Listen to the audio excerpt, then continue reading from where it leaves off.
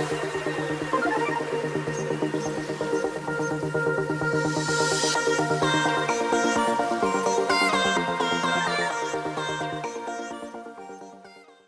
Guys, मैं अमित। आज के सेशन का पहला टॉपिक वेरिएबल सेपरेबल फॉर्म है, जिसको हम समझेंगे। इनमें कुछ स्टेप्स हैं, हम इन स्टेप्स को पढ़ेंगे और उसके बाद फिर क्वेश्चन सॉल्व करेंगे। देखिए, पहला स्टेप कह रहा है separate the variable as f1x dx equal to f2y dy। यानी जितने हमारे पास वेरिएबल होंगे उनको डेरिवेटिव के साथ उनको अलग अलग हम सेपरेट कर लेंगे। उसके बाद इंटीग्रेट बोथ साइड्स, और उसके बाद दोनों साइड हम इंटीग्रेट कर देंगे। फिर add an arbitrary constant to any of the side, किसी भी साइड हम लोग एक आर्बिट्री कांस्टेंट रख देंगे। तो चलिए इसके ऊपर एक क्वेश्चन सॉल्व करते हैं, फिर हमें बेहतर समझ में आएगा। देखिए यहाँ पर क्वेश्चन लिखा हुआ है dy by d x equal to 1 plus y square upon 1 plus x square. तो यहाँ से जो हमारे पास dx है, इस डेरिवेटिव के साथ हम इसके वेरिएबल को ले लेते हैं और dy के साथ इस वाले वेरिएबल को ले लेते हैं। तो यहाँ से देखिए dy को इधर ले जाते हैं, 1 प्लस वाई स्क्वायर को नीचे लेकर आते हैं। ठीक है, यहाँ से एक दूसरे को ट्रांसफर कर देते हैं इधर। देखिए यहाँ पर लिखेंगे हम dy upon 1 plus y square equal to dx upon 1 plus x square. इसके बाद इसको हम इंटीग्रेट करेंगे, यहीं पर लगाते हैं इंटीग्रेशन का साइन। इंटीग्रेट करेंगे तो यहाँ से इंटीग्रेट करने के बाद 1 अपॉन 1 प्लस वाई स्क्वायर का इंटीग्रेशन होता है tan inverse y equal to, इसी तरीके से इसका भी होगा tan inverse x plus tan inverse c। एक कांस्टेंट, आर्बिट्री कांस्टेंट ऐड करना था जिसका वैल्यू है tan इनवर्स c। अब देखिए tan को हम इस साइड लेकर आएंगे तो यहाँ हो जाएगा tan inverse y minus tan inverse x equal to tan inverse c। देखिए यहाँ से फिर हम इसको tan इनवर्स का जो फार्मूला होता है tan inverse a minus tan inverse b का, वो लगा देंगे। तो यहाँ से इसको हम लिखेंगे tan inverse y minus x upon 1 plus x y equal to tan inverse c। अब देखिए यहाँ से हम tan को कैंसिल कर देंगे तो हमारा आखिरी में आंसर कितना आ जाएगा, y minus x upon 1 plus x y equal to c। ये हमारा आंसर हो जाएगा। ठीक है, आइए दोस्तों, यहाँ पर जो हमारा अगला टॉपिक है linear differential equation with constant coefficient, इसको समझते हैं।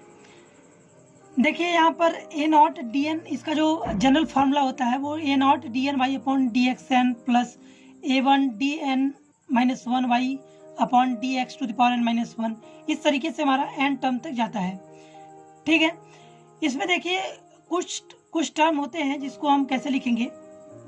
जैसे हमारे पास एक ऑपरेटर होता है जिसको हम लोग डिफरेंशियल ऑपरेटर भी बोलते हैं, जिसको हम d कहते हैं, तो उसकी वैल्यू होती है d अपॉन डी एक्स को हम d कहते हैं। इसी तरीके से हम बहुत सारे टर्म को, जैसे d2 अपॉन डी एक्स 2 को हम d स्क्वायर लिखेंगे और d3 अपॉन डी एक्स 3 को हम लोग डी क्यूब लिखेंगे। और जैसे जैसे ये टर्म बढ़ता जाएगा तो d n upon d x n को हम d to the power n लिखेंगे। बहुत सारे टर्म्स जैसे जैसे पावर बढ़ते जाएंगे वैसे वैसे हम उसको लिखते जाएंगे। इनके अलावा यदि हम अगले टर्म की बात करें तो इसमें होता है ऑक्सिलरी इक्वेशन।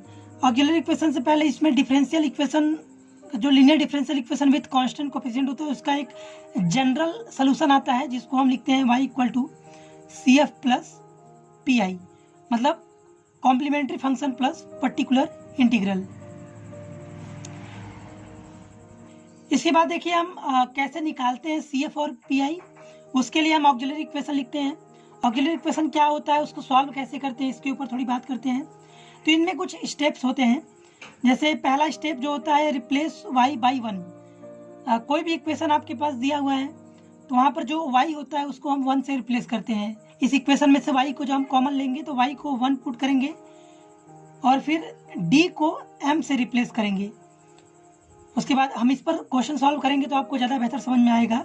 फिलहाल के लिए ऐसे समझिए कि जब हम यहाँ पर ऑपरेटर लगाएंगे, d upon d x equal to d लिखेंगे, तो इस डी को जो हम ऑक्सिलरी इक्वेशन में चेंज करेंगे तो वहाँ पर डी को हम m से रिप्लेस करेंगे और y को 1 से रिप्लेस करेंगे, और जो हमारा राइट हैंड साइड है RHS याद रखिएगा 0 हो जाता है। ऑक्सिलरी इक्वेशन हमारा तभी बनता ही है जब हम उस इक्वेशन को 0 को इक्वल लिखते हैं। उसके बाद यहाँ पर कुछ टर्म है, जैसे d को m से रिप्लेस करेंगे, डी स्क्वायर को m स्क्वायर से, डी क्यूब को m क्यूब से, और इस तरीके से आगे d to the power n को m to the power n से रिप्लेस कर देंगे। ठीक है, इस तरीके से इसको हम सॉल्व करते हैं। इसके बाद देखिए जब हम अगला टर्म पढ़ेंगे वो हमारे पास rules for finding complementary function. अभी हम लोग linear differential equation with constant coefficient पढ़ रहे हैं, जिसमें हमको एक जनरल सोल्यूशन आएगा जिसमें y equal to C F plus P I लिखते थे। उसमें सबसे पहले सी एफ को फाइंड करने के लिए हमारे पास कुछ केसेस हैं, उसको हम देखेंगे। जहाँ पर पहला केस है when the roots of the auxiliary equation are real and distinct. कहने का मतलब है, यदि मान लीजिए जब ऑक्सिलरी इक्वेशन हम बनाएंगे तो ऑक्सिलरी इक्वेशन में जब m की वैल्यू जब रूट्स निकालेंगे, यदि हमारे वो रूट्स रियल हो और डिस्टिंक्ट हो, उसके लिए जब हम कॉम्प्लीमेंट्री फंक्शन लिखते हैं तो इसको लिखेंगे, जैसे यहाँ पर एग्जांपल मैंने लिया m इक्वल टू 1, -2, तो इसके लिए कॉम्प्लीमेंट्री फंक्शन लिखते हैं इसके हिसाब से c1 e to the power m1 यहाँ पर 1 है तो 1x, उसके बाद प्लस c2 m2x यानी -2x। तो इस तरीके से हम लोग कॉम्प्लीमेंट्री फंक्शन बनाते हैं। ऐसे बहुत सारे हम क्वेश्चन ले लेंगे, बहुत सारे एग्जांपल ले लेंगे। फिलहाल के लिए एक क्वेश्चन लेते हैं इसको अच्छे तरीके से समझने के लिए। तो देखिए यहाँ पर हमारे पास एक एग्जांपल है, d2y upon dx2 plus a plus b dy by d x plus a b y equal to 0। इसको देखिए यहाँ से हम लोग लिखेंगे let d upon d x equal to d. इसको हम फिर लिख सकते हैं ऐसा d2y plus a plus b dy plus a b y equal to 0। यहाँ से y को कॉमन ले लेंगे तो हमारे पास बचेगा d square plus a plus b d plus a b. इसको ब्रैकेट में लेंगे, y को बाहर लिख लेंगे। इसके बाद यहाँ से हम लोग ऑक्सिलरी इक्वेशन निकालेंगे, तो यहाँ लिखेंगे द ऑक्सिलरी इक्वेशन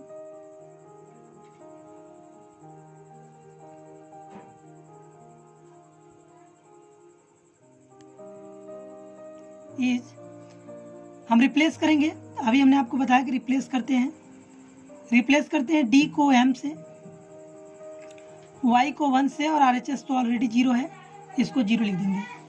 इसके बाद फिर हम लिखेंगे इसको m square plus a plus b m plus a b equal to 0। यहाँ से इसको मिडिल टर्म को ब्रेक कर लेते हैं, तो यहाँ लिखेंगे m square plus a m plus b m, क्योंकि ए बी को आपस में मल्टीप्लाई करेंगे तो हमारे पास ए बी आ जाएगा इक्वल टू 0। यहाँ से हम कॉमन लेते हैं m, तो यहाँ से निकलेगा m कॉमन लेंगे तो बचेगा m प्लस ए, प्लस यहाँ से b कॉमन ले लेंगे तो यहाँ बचेगा m plus a equal to 0। इन दोनों में से m प्लस ए कॉमन ले लेंगे, तो m प्लस ए कॉमन लेने के बाद दूसरे ब्रैकेट में बचेगा m plus b equal to 0। इसके बाद यहाँ से m की हमारे पास दो वैल्यू आएगी, एक m इक्वल टू माइनस ए आएगा और दूसरा माइनस बी आएगा। तो इसके लिए जब हम कॉम्प्लीमेंट्री फंक्शन लिखेंगे तो लिखेंगे सी एफ इक्वल टू, यहाँ से c1 e to the power m1x यानी minus a x plus c2 e to the power minus b x, और ये हमारा कॉम्प्लीमेंट्री फंक्शन होगा। और पी आई यहाँ से निकालना चाहते हैं, पी आई इक्वल टू 0 होगा, तो यहाँ से लिखेंगे hence the complete solution is. वैसे हमको यहाँ पर तो केवल सी एफ निकाल कर दिखाना था, लेकिन पूरा सोल्यूशन दिखा देते हैं। y equal to c1 e to the power minus a x plus c2 e to the power minus b x, और ये हमारा आंसर हो जाएगा। ठीक है, थैंक यू।